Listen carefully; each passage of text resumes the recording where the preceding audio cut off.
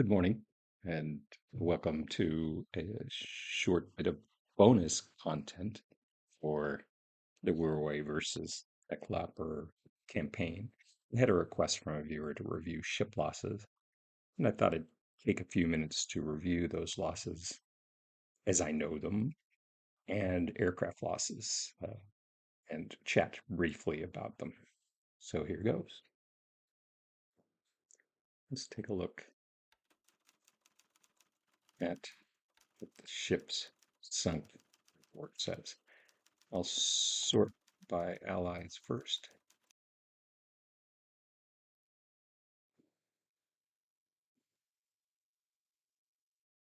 You can see from this report that during the first day of the campaign, Prince of Wales and Repulse and the light cruiser Dene went down off south of Singapore. Those are confirmed losses. Uh, the destroyers, the British destroyers, probably also confirmed. The American destroyer loss occurred in Manila with my initial Manila strike, along with the submarine losses.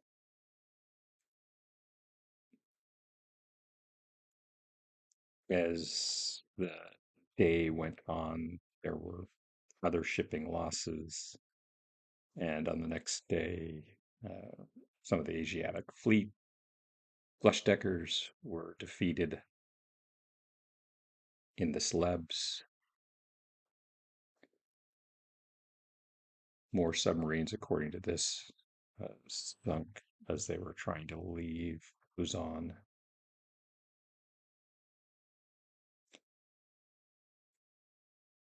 Tanker losses, and those additional British submarine losses, I'm sorry, British destroyer losses are pretty much confirmed.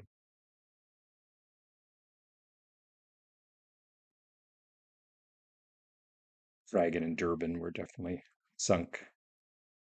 Houston and Boise were destroyed by a battleship task force. Don't really know about this Dutch submarine.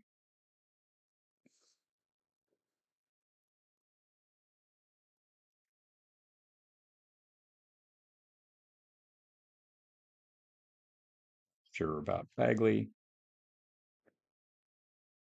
These local minesweepers were hanging out as a cap trap offshore Baja, presumably a cap trap offshore Baja for the KB.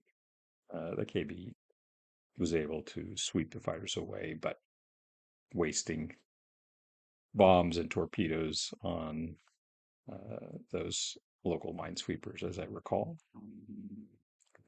Scout was sunk at Hong Kong or near Hong Kong. That's confirmed. She had been damaged and retreated back to Hong Kong and was sunk there. Don't know about Sims. Argonaut was reported sunk by Japanese bombers. More flush deckers defeated on my landings in southern Luzon, though they did take with them a Japanese transport that had part of a useful infantry regiment on it. My only significant troop losses to date. Again, submarines continue to show up, uh, though those are pretty soft reports.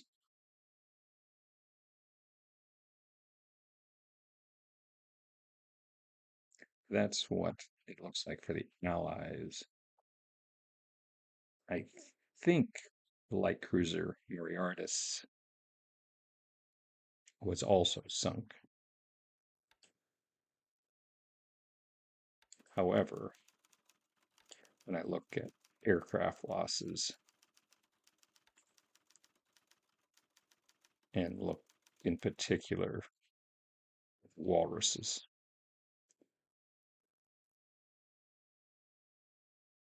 there's 4 walruses showing up sunk, 2 on the ground, 1 on ops.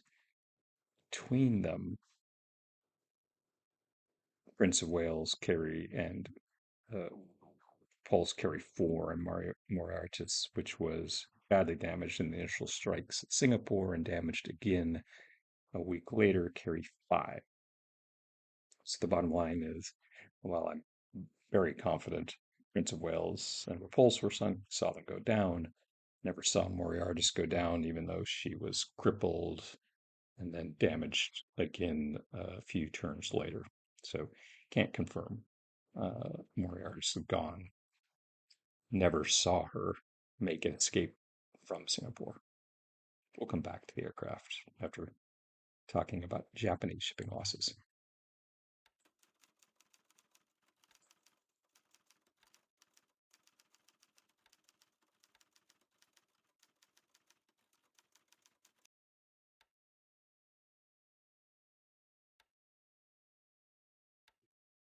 Sort by date.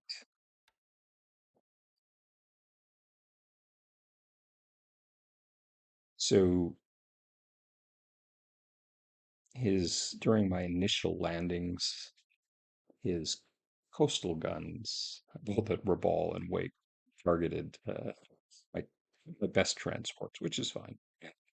And that makes sense. But both Brisbane Maru and Hermes Era Masan Maru, who were valuable 18 knot transports, were crippled in the initial landings and sunk the next day.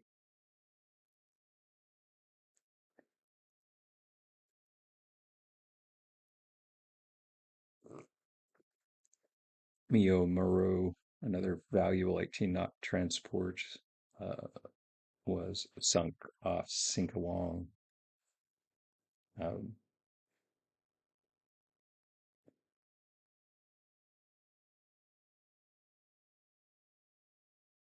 Namikaze, a small destroyer, was was sunk in the initial actions. I actually don't remember where she went down. 9185. Natsugumo is my only sort of frontline ship who's been lost so far. She was damaged and torpedoed, as I recall. So, in terms of warship losses, I've lost one decent frontline destroyer. The Asashios are, decent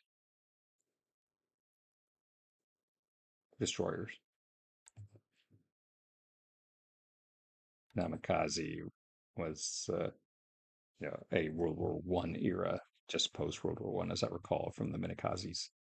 She's the only reason why she's worth 6 points are torpedoes. And then one DMS. These are valuable ships, so you want to manage those losses early. And one APD, another valuable ship, though you could make more. Anyway, very light, very, very light Japanese shipping losses. So, though some of the 18 knot transports will eventually be missed. But as a Japanese player, particularly in a scenario one game, you really have to expect that by the end of the campaign, all your ships will be sunk. So the important part is to use them usefully throughout the campaign. I skipped by Kone Maru. She was sunk by the remnants of the Asiatic fleet with my invasion task force off southern Luzon. Uh, she was sunk here at Catanduanes, I'm guessing. Uh, I know typically don't land at Naga, but I opted to land at Naga this time during that invasion, and I didn't pay close attention because I thought the Asiatic fleet had been attrited to the point my escort forces would be more than capable of dealing with it. But it turned out that the Asiatic fleet still had some teeth. Marblehead led a squadron that included 4 or 5 flush deckers, and they slipped by the heavier cover force. It wasn't really a heavy cover force, but it was a heavier cover force of light cruisers and destroyers, and got in amongst a second amphibious transport that was trailing the first. It was lightly escorted, and 2 destroyers, as I recall, and sank that large AP with about half of a regiment on board. Again, the only significant losses I've taken to date during the landings, really. Uh, there's another one I can cover, but you notice that the 33rd Infantry Regiment, which was a good regiment, typically about 120 AV, is a third of that, though that's a little misleading. It's really half strength because part of that regiment was evacuated on lifeboats. Those are empty ships within an amphibious task force that are used to pick up soldiers. They won't pick up equipment, obviously, but infantry squads primarily that are dumped in the water by enemy gunfighter or torpedoes. And one of the lifeboats got about 2 battalions worth of Japanese infantry back to Babeltag. The ship was damaged also in the engagement, so it fled. So I'm letting them recover and then going to reintroduce them to the campaign. The only other losses I took were during the Ambone campaign, where he used P-40Es as dive bombers and sank one of the transports that was carrying part of a tank regiment. So I lost uh, about a tank company during that engagement. But those have been my only losses other than a squad here or there during landings. So right now my forces are in very good shape. In terms of aircraft, same general thing applies in that my losses have been very light. You can see total losses to date. This is,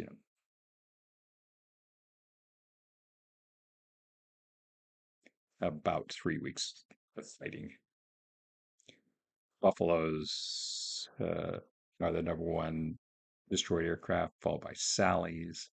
Almost all those Sally losses occurred in a single incident over Singapore, where